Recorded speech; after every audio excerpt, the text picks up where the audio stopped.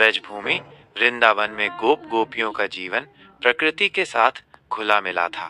वे अपनी गायों और खेती पर निर्भर थे और अच्छी वर्षा के लिए वे हर वर्ष देवराज इंद्र की पूजा करते थे।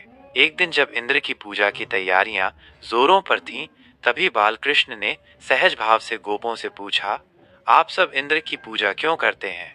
गोपों ने उत्तर दिया, कान्हा, इंद्र वर्षा के देवता हैं। उनकी कृपा से ही अच्छी वर्षा होती है और हमारी फसलें हरी भरी रहती हैं। कृष्ण मुस्कुराए और बोले, क्या वर्षा केवल इंद्र की इच्छा से होती है? ये तो प्रकृति का नियम है। यह गोवर्धन पर्वत देखो, जो हमारी गायों को चारा देता है, हमें पीने के लिए जल देता है। हमें तो इस पर्वत और अपनी गायों की पूजा करनी चाहिए, जो वास्तव में हमारे जीवन का आधार है। गोपों को कृष्ण की बात में सच्चाई दिखी। उन्होंने इंद्र की पूजा छोड़कर गोवर्धन पर्वत और अपनी प्रिय गायों की पूजा करने का निर्णय लिया। उन्होंने मिलकर एक भव्य पूजा का आयोजन किया और तरह तरह के पकवान बनाकर गोवर्धन पर्वत को अर्पित किए। जब स्वर्ग के राजा इंद्र को यह पता चला कि ब्रजवासियों ने उनकी पूजा बंद कर दी है और एक पर्वत की पूजा कर रहे हैं, तो उनका क्रोध भड़क उठा।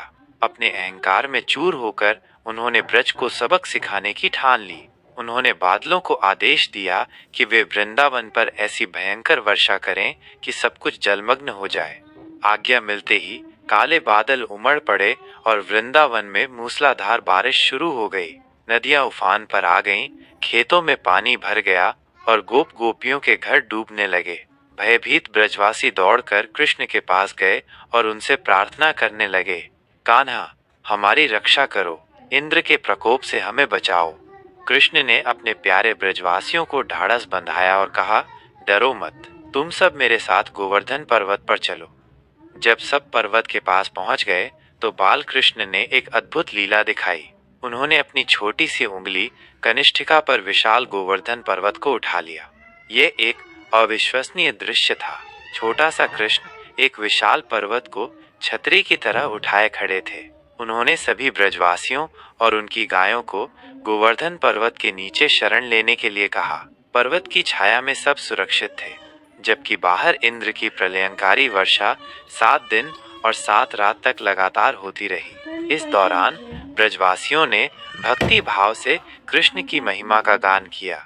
इंद्र ने अपनी पूरी शक्ति लगा दी, लेकिन उनकी वर्षा ब्रजवासियों का बाल भी बांका न कर सकी।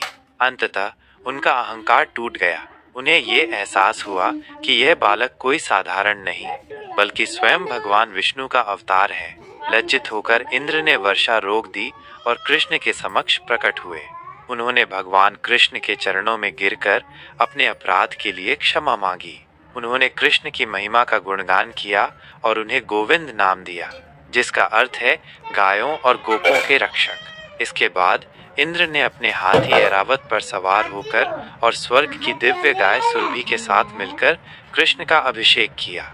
देवताओं, गंधर्वों और अप्सराओं ने कृष्ण की स्तुति में मधुर गीत गाए।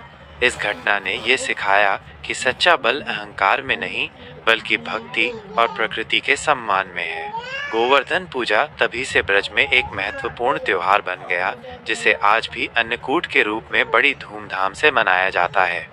ये थी श्री कृष्ण और इंद्रदेव के बीच युद्ध की कहानी, जो गोवर्धन पर्वत की अद्भुत कथा से जुड़ी है। ये हमें भक्ति, प्रकृति के महत्व और अहंकार के त्याग का महत्वपूर्ण संदेश देती है।